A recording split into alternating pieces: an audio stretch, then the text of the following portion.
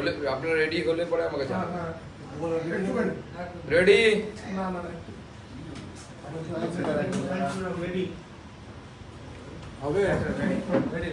সবাই ready? Start করছি। আপনাদের সকলকে এই প্রেস বার্তাতে স্বাগত জানাই। আপনারা জানেন যে এসএসসির প্যানেল নিয়ে এই রাজ্যে কি হচ্ছে।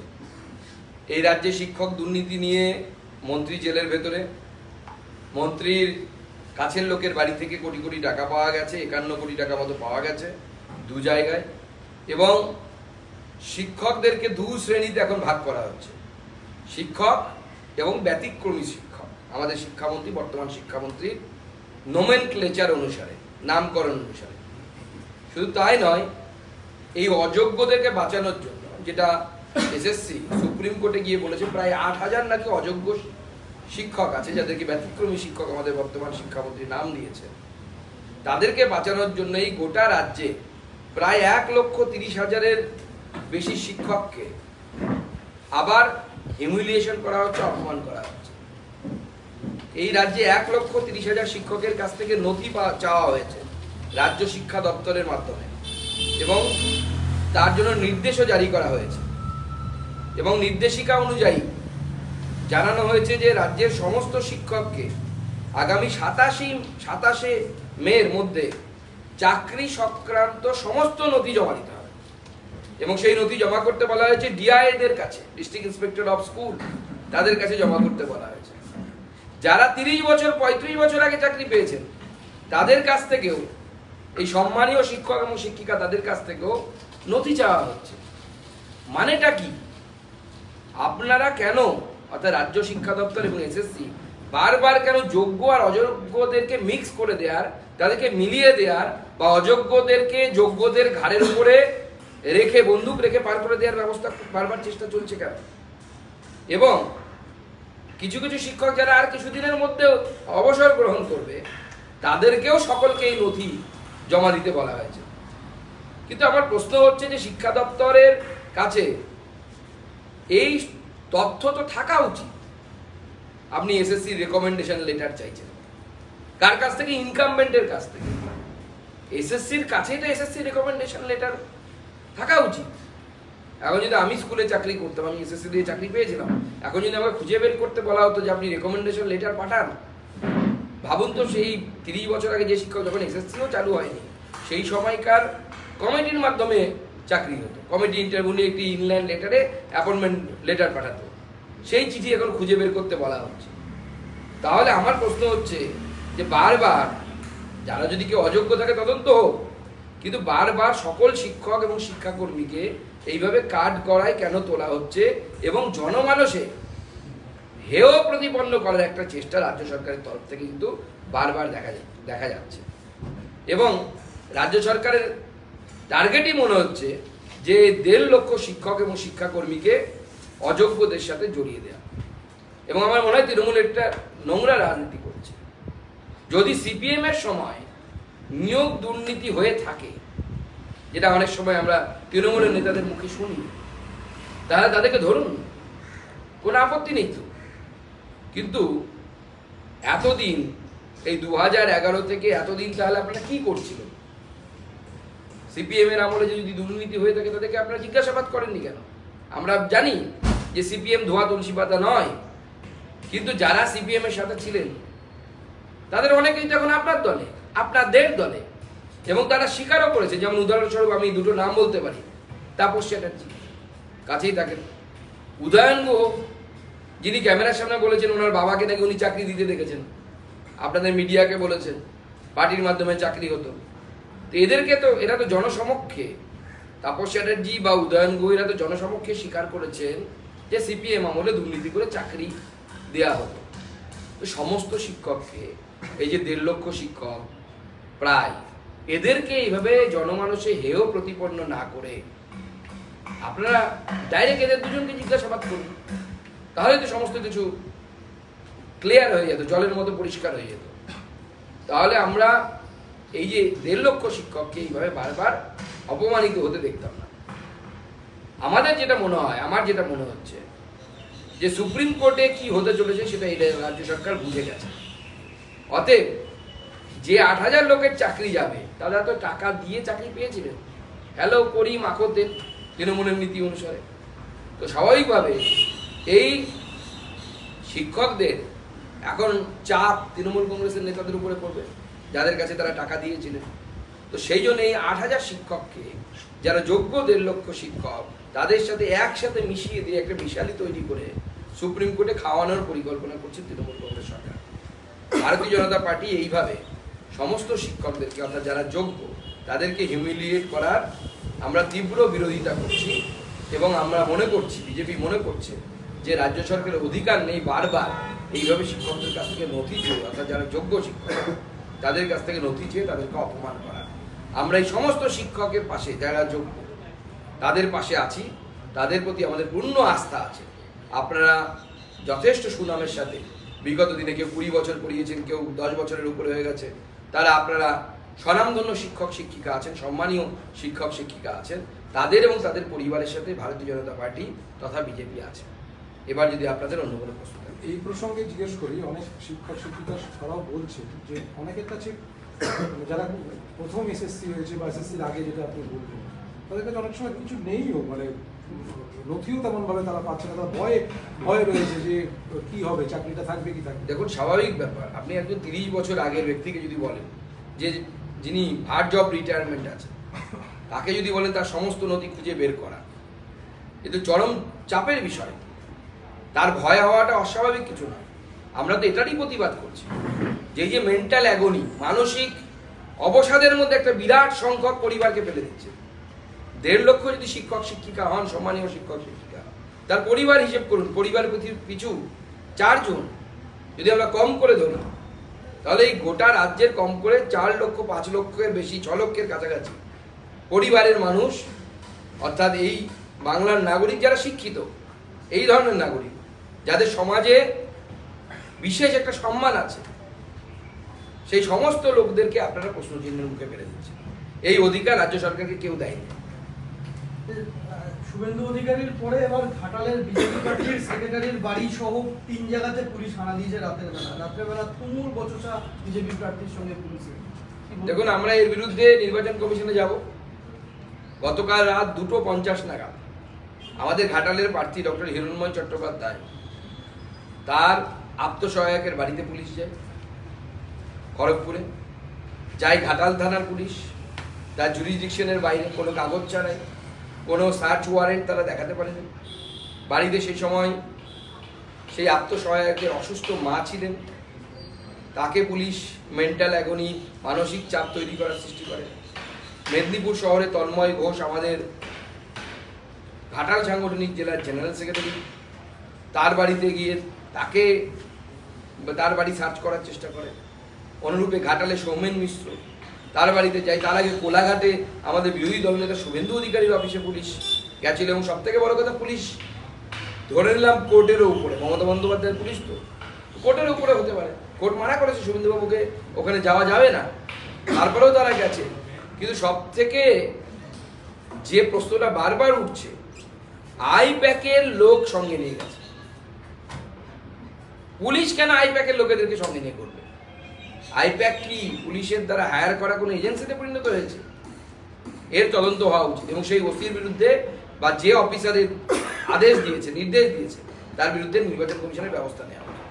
ভোটের আগে মেদিনীপুরে একের পর এক জায়গায় বিজেপি নেতাদের বাড়িতে রেড হয়েছে এবং একজন মন্ডল সভাপতি মনে হয় আপনাদের অ্যারেস্ট হয়েছে। দেখুন, এই ধরনের রেড করে আমাদের বিজেপির কর্মী সমর্থক নেতৃত্বকে ভয় দেখানোর চেষ্টা করছে মমতা বন্দ্যোপাধ্যায়। কারণ মমতা বন্দ্যোপাধ্যায় জানেন যে এই যে 6th ফেজ যে ভোটটা আছে, 6th ফেজে যতগুলো সিট আছে, তার সিংহভাগ সিট এবং সবগুলো সিটই বিজেপি জেতার মতো জায়গায় আছে। তো স্বাভাবিকভাবে মেন্টাল প্রেশার তৈরি করে আমাদের বিভিন্ন কর্মী নেতৃত্বকে অ্যারেস্ট করে মমতা বন্দ্যোপাধ্যায় ভাবছেন যে বিজেপিকে বুঝি এই সিট জেতার হাত থেকে আটকানো যেতে পারে। তবে মাননীয় মুখ্যমন্ত্রী, আপনাকে আমি আশ্বস্ত করছি, আপনি মূর্খের স্বর্গে বাস করছেন। আপনি যত আক্রমণ করবে আমাদের সিটের স্ট্রাইকিং রেট তত বাড়বে। বিশেষ করে 6th ফেজে সবকটি সিটই বিজেপি জিতবে। বলছি, রামকৃষ্ণ গতকাল পুলিশ গিয়েছিল এবং সেখানে গিয়ে ভক্তদেরও জিজ্ঞাসাবাদ করেছে টাকার উৎস এই বিভিন্ন বিষয় নিয়ে জিজ্ঞাসাবাদ করেছে। সম্ভবত মেচেদা ইস্কনে এই ধরনের ঘটনা ঘটেছে, আমরা সংবাদ মাধ্যমের মাধ্যমে জানতে পেরেছি। এবং এই যে হিন্দু অর্গানাইজেশনগুলো, এবং দেখুন কি তীক্ষ্ণভাবে আক্রমণ হচ্ছে, কি সূক্ষ্ম বুদ্ধি করে। রামকৃষ্ণ মিশনে অ্যাটাক হচ্ছে, রামকৃষ্ণ মিশন বেসিক্যালি শাক্ত। ইস্কনে আক্রমণ হচ্ছে, বা ইস্কনকে আক্রমণ করা হচ্ছে মুখ্যমন্ত্রী দ্বারা। ইস্কন বৈষ্ণব বা বৈষ্ণবাইট সেই পথকে ফলো করে। ভারত সেবাশ্রম সংঘকে আক্রমণ করা হচ্ছে, ভারত সেবাশ্রম সংঘ মূলত শৈবাইট অর্থাৎ শৈব, অর্থাৎ হিন্দু ধর্মের তিনটে সেক্টকে, বৈষ্ণব, শাক্ত এবং শৈব, তিনটে অংশকেই আক্রমণ করা হচ্ছে প্ল্যানফুলি। উদ্দেশ্য কি? উদ্দেশ্য মমতা বন্দ্যোপাধ্যায় মেরুকরণের রাজনীতি করতে চাইছেন। তিনি যাদেরকে তার ভোট ব্যাংক বলে মনে করেন, সেই ভোট ব্যাংকের একটা পোর্শন, আমার বিশ্বাস পশ্চিমবঙ্গের শুভবুদ্ধি সম্পন্ন সংখ্যালঘু সম্প্রদায়ের মানুষেরাও এই আক্রমণকে খুব একটা ভালোভাবে নেবেন না। মমতা বন্দ্যোপাধ্যায় এটা রাজনীতির জন্য করছেন। মমতা বন্দ্যোপাধ্যায় কোনো ধর্মীয় সম্প্রদায়কে ভালোবাসেন না, কোনো ধর্মকে ভালোবাসেন না, নিজের কাজে শুধুমাত্র ব্যবহার করেন। এবং কিছুদিন আগে উনি কোরআনকে, পবিত্র কোরআনকে অপমান করে একটি স্টেটমেন্ট দিয়েছে মমতা বন্দ্যোপাধ্যায় ভাষণে। কোরআন নাকি শেষ হয়ে যাবে, তার নাকি প্রকল্প শেষ হবে না, এই ধরনের এক জায়গায় বক্তব্য রেখেছে। তো আমরা মনে করি যে মমতা বন্দ্যোপাধ্যায়ের এই নীতি শুধুমাত্র অ্যাপিজমেন্ট পলিটিক্সের নীতি। ঘটনাতে 3 দিন পরে 5 জনকে অ্যারেস্ট করা হয়েছে, এখনো মেন অ্যাকিউজড শুধু তো তাই নয়, মেন অ্যাকিউজ শুধু অ্যারেস্ট হয়নি তাও নয়, শুধু তাই নয়, মহারাজের বিরুদ্ধে নন বেলেবল সেকশনে ধারা দেওয়া হয়েছে। আমরা জীবনে ভাবতে পারি না যে এরকম হতে পারে। একে তো ওই আশ্রমের ল্যান্ড অর্থাৎ জমি দখল করার একটা প্রচেষ্টা স্থানীয় তৃণমূল কংগ্রেসের নেতৃত্ব দ্বারা হচ্ছে, এবং তাদেরকে সমর্থন করছেন মমতা বন্দ্যোপাধ্যায়ের পুলিশ। ভাবতে অবাক লাগছে আমাদের কোন বাংলায় আমরা এসেছি। এবং মনে রাখা দরকার, আমাদের সকলের জানা দরকার যে ভারত সেবাশ্রম সংঘের স্বামী পরমানন্দজি মহারাজের বিশেষ ভূমিকা আছে এই পশ্চিমবঙ্গ তৈরিতে। নচেত এই পশ্চিমবঙ্গ বলে কোনো রাজ্য তৈরি হতো না। উনি শ্যামাপ্রসাদ মুখোপাধ্যায়কে উদ্বুদ্ধ করেছিলেন, আরো অনেককে, শুধু শ্যামাপ্রসাদ মুখোপাধ্যায় নয়, অনেককে উদ্বুদ্ধ করেছিলেন যে হিন্দু বাঙালিদের হোমল্যান্ড হিসেবে পশ্চিমবঙ্গ তৈরি হোক, না হলে তো এই কলকাতা তো পূর্ব পাকিস্তানে যাওয়ার কথা ছিল, অধুনা বাংলাদেশ হয়ে যেত। আজকেও তার বাড়ি ভাঙচুর করা হয় এবং বেলগাছিয়ার বিজেপি কর্মীদের বাইক পুড়িয়ে দেওয়ার অভিযোগ আছে। কি বলবেন এত পরপর আক্রমণ বিজেপির উপর? দেখুন, উত্তর কলকাতা তৃণমূল কংগ্রেস এতদিন ভাবছিল যে তাদের সত্য ঘাট, এবং সেই জন্য এতদিন সব ঠিকঠাক ছিল। এবং যখন ভোট কাছে এগিয়ে আসছে, তৃণমূল কংগ্রেসও বুঝতে পারছে যে মাটিটা আর শক্ত নেই, মাটি আলগা হয়ে গেছে, পুরো ধসে গেছে। তো স্বাভাবিকভাবে এখন বিজেপি কর্মী, বিজেপি সমর্থকদের উপরে আক্রমণের চেষ্টা চলছে, কিন্তু এইভাবে বিজেপিকে দমানো যাবে না। আমরাও, পুলিশ যদি ব্যবস্থা না নেয়, আমরা কিন্তু প্রত্যুত্তর দিতে বাধ্য থাকবো। সন্ন্যাসী সমাজ আগামী 24 তারিখ পথে নামছে, স্বাভিমান যাত্রা করছে কলকাতা। এটা একটা বেনজির ঘটনা। দেখুন, যেভাবে হিন্দু সমাজের সন্ন্যাসীদেরকে যেভাবে অপমান করা হয়েছে, স্বাভাবিক তারা নামবে। আমরা তাদেরকে নৈতিক সমর্থন দিচ্ছি। এটা সন্ন্যাসীদের বিষয়, তারাই ঠিক করবেন কি করবেন না করবেন। আমরা তাদেরকে বাইরে থেকে নৈতিক সমর্থন দিচ্ছি এবং আমরা পাশে আছি, এই বার্তাটুকু আমরা দিচ্ছি। কলকাতা হাইকোর্টের দ্বারস্থ হয়েছেন রাজভবনের ওএসডি, যাকে 41 এর নোটিশ পাঠানো হয়েছিল। দেখুন, রাজভবনকেও রাজনীতির আঙিনায় টানার চেষ্টা করছেন মমতা বন্দ্যোপাধ্যায়, এবং যেভাবে উনি রাজভবনে মহামান্য রাজ্যপালকে তার পদকে অবমাননা করার চেষ্টা করলেন, তারপরে পারলেন না যেহেতু আইনগত বাধা আছে, তো রাজভবনের কর্মীদেরকে তাদেরকে বিপদের মধ্যে ফেলতে চাইছেন এবং এইভাবে চাইছেন রাজ্যপালের উপর প্রেশার ক্রিয়েট করার জন্য। মমতা বন্দ্যোপাধ্যায়ের নোংরা রাজনীতি, স্বাভাবিক অস্বাভাবিক কিছু না। আজকে কুণাল ঘোষ একটা ছবি টুইট করেছেন রাজ্যপালের, তাতে দেখা যাচ্ছে যে তার বুকে বিজেপির লোগো রয়েছে এবং রাজ্যপালের পদত্যাগ দাবি করেছে। দেখুন, কুণাল বাবু কোথা থেকে কোন মঠ ছবি কোথা থেকে কোথায় নিয়ে করেছে, তো আমি তো মানে অবাক হয়ে যাচ্ছি যে একজন রাজ্যপালের পদে বসে থাকে এরকম ব্যক্তির সাথে কি এরকম করা যায়। তো পশ্চিমবঙ্গে এর আগে বহু রাজ্যপাল হয়েছে যারা কংগ্রেস করতে, কংগ্রেসের বিভিন্ন পদাধিকারী ছিলেন, ইনি তো ভোটে দাঁড়াননি। বহু রাজ্যে তো এরকম প্রচুর রাজ্যপাল হয়েছে, এখনো হয়, যারা রাজনৈতিক দল থেকে হয়েছে, কিন্তু রাজ্যপালে পদে যাওয়ার পর তারা তাদের রাজনৈতিক পরিচয়কে দূরে সরিয়ে রাখেন। শুভেন্দুবাবু এবং হিরণ দুজনই আজকে হাইকোর্টের দ্বারস্থ হয়েছেন পুলিশের এই তল্লাশি পুরো নথি ছাড়া তার জন্য। না, সে তো স্বাভাবিক, হতেই হবে হাইকোর্টের দ্বারস্থ, কারণ পুলিশকে শেখাতে হবে যে মমতা বন্দ্যোপাধ্যায়ের কথায় চলবে না দেশটা, রাজ্যটা চলবে না মমতা বন্দ্যোপাধ্যায়ের কথায়, সংবিধানের কথাই চলবে, সংবিধান অনুসারে চলবে। আর মমতা বন্দ্যোপাধ্যায় সংবিধানের ঊর্ধ্বে নয়। দুজন আইএএস অফিসার, একজন হচ্ছেন বসিরহাটের এডিএম, আরেকজন দক্ষিণ কলকাতার ল্যান্ড রেকর্ড ডিরেক্টর, তাদের দুজনকে কমিশন সরিয়ে দিল।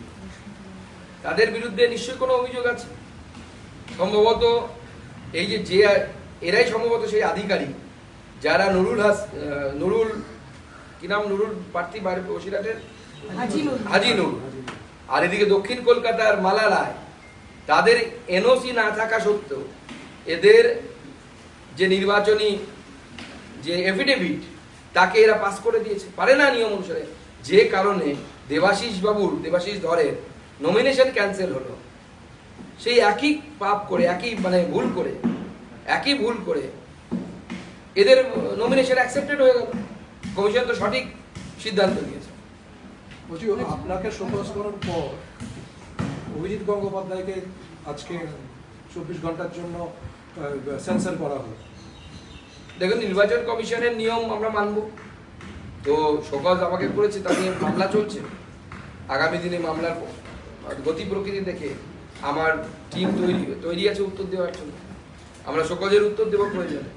কিন্তু আমাদের কথা হচ্ছে একটা, যে মুখ্যমন্ত্রী কি সমস্ত নিয়মের ঊর্ধ্বে? তিনি কেন শোকজ খাচ্ছেন? তিনি একের পর এক নিয়মাবলী ভাঙছেন, এথিকেট ভাঙছেন, প্রোটোকল ভাঙছেন। স্বাভাবিকভাবে কেন্দ্র নির্বাচন কমিশনের উচিত মুখ্যমন্ত্রীকে শোকজ করা। যেহেতু নির্বাচন কমিশন দিয়েছে, ওটাকে সেন্সর করেছে, আমাদেরকে সেটা মানতে হবে, কিন্তু একতরফা হচ্ছে বলে আমার মনে হয়। অভিজিৎ বাবু কিছু বললে তার বিরুদ্ধে অ্যাকশন হচ্ছে, মুখ্যমন্ত্রী বা তার ভাইপো যখন কিছু বলছে তাকে সেন্সর করার কেউ নেই। दादा, मेरा 2 सवाल है। पहला सवाल है, शिलीगुड़ी में जो रामकृष्ण मिशन पर अटैक हुआ था, वहां पर आज 3 दिन के बाद 5 लोग। আমি হিন্দিতে এটা পুরোটা আগে বলি। देखिए, आज आप लोगों को इसलिए बुलाया गया है कि पश्चिम बंगाल की सरकार ने एक नया निर्देश जारी किया है कि पश्चिम बंगाल में जितने भी स्कूल टीचर हैं उनको डिस्ट्रिक्ट इंस्पेक्टर स्कूल उनके पास अपना सारा डॉक्यूमेंट्स देना है। लगभग 1,30,000 से भी ज्यादा टीचर को बोला गया है कि आप अपना डॉक्यूमेंट्स दें।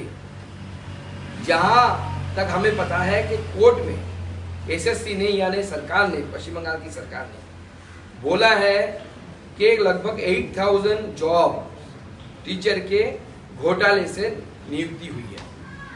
तो अगर आपको किसी पे डाउट है तो आप इस 8,000 लोगों से बोलिए ना आपका डॉक्यूमेंट देने के लिए।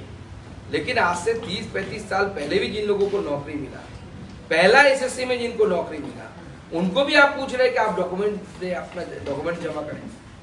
अगर एसएससी का डॉक्यूमेंट्स है तो those document should be written by the assessee, उनके पास होना चाहिए था। लेकिन आज एसएससी इनकम्बेंट से बोल रही है कि आप डॉक्यूमेंट्स भेजिए।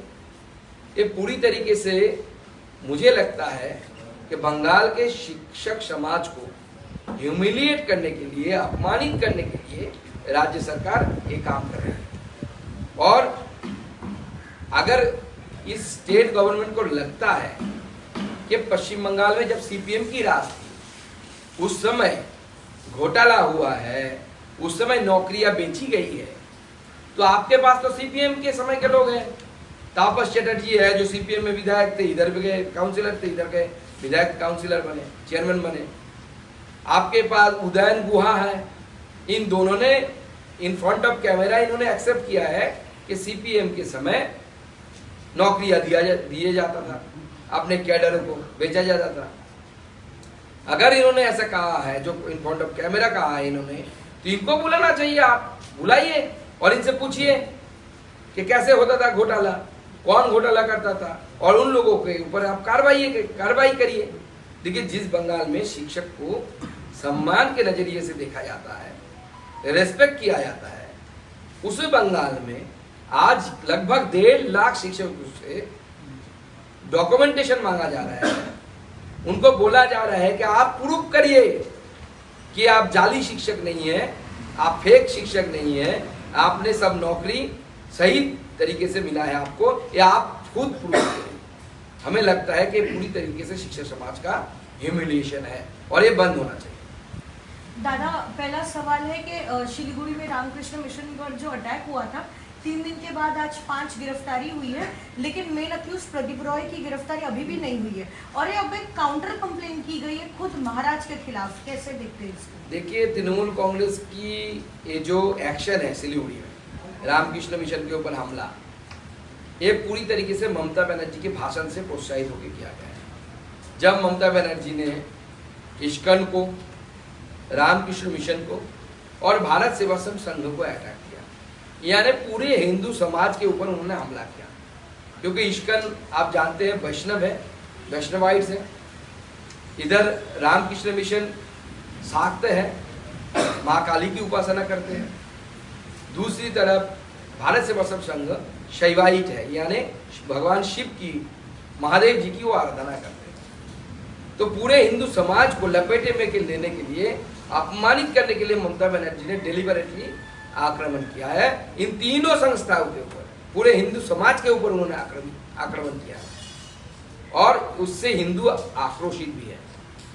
और इसी के चलते सिलीगुड़ी में रामकृष्ण मिशन के ऊपर अटैक हुआ, और सिर्फ यही नहीं, मेन एक्यूज को तो पकड़ा नहीं गया अभी तक। महाराज जो सन्यासी है रामकृष्ण मिशन के, उनके ऊपर नॉन बेलेबल सेक्शन में केस डाला गया।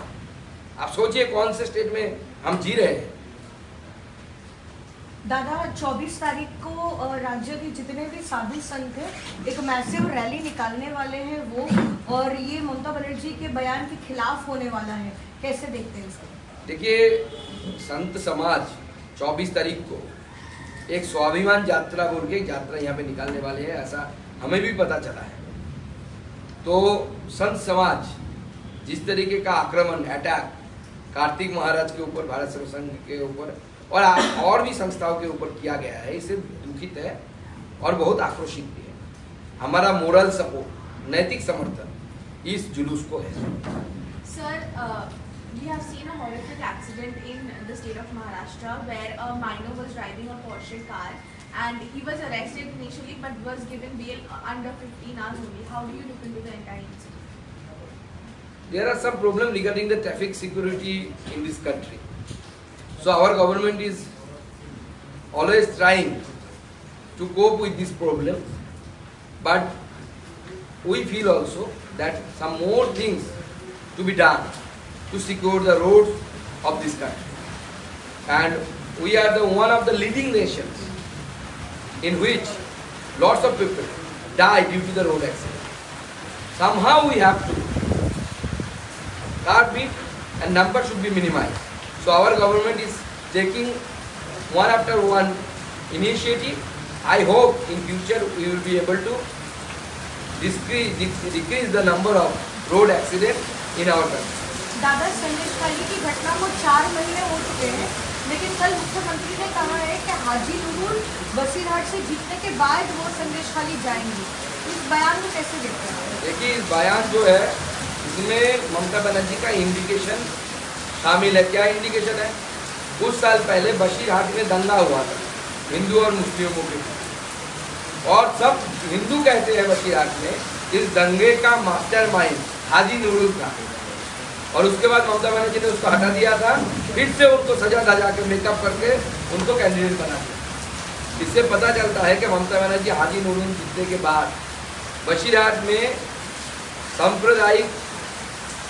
सांप्रदायिक टेंशन क्रिएट करना चाहती है अगर हाजी नूरुल जीतता है तो। इसलिए मैं बशीरहाट के जनता को हाथ जोड़ करके निवेदन करता हूँ कि हाजी नुरुल जैसे कम्युनल व्यक्ति को वोट मत दीजिए। इसको वोट देना मतलब सिमी को वोट देना, इसको वोट देना मतलब भारत विरोधी ताकतों को समर्थन करना। Sir, yesterday Narendra Modi, while addressing the public in Odisha, have mentioned that even the Jagannath temple is not safe in the hands of the present government. And M.K. Stalin has now taken on to social media mentioning that Narendra Modi wrongfully has opened the tunnels of destroying or capturing the property in the Jagannath temple in Odisha. So this is the the regional politics of our opposition party. That they don't know, they don't know what is the sense of this word Bharata. They even don't know that. And they want to divide this country into different, on the basis of language, on the basis of caste, on the basis of creed. But you know this, for the thousands of years, we are living together.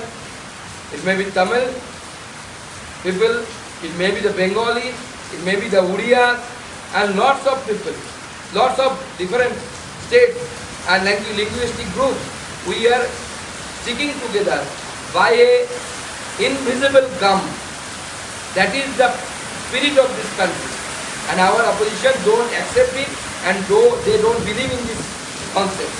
So they will try to divide this country on the basis of language, on the basis of creed, for their political benefit. I think the people of this country is mature enough to discuss it.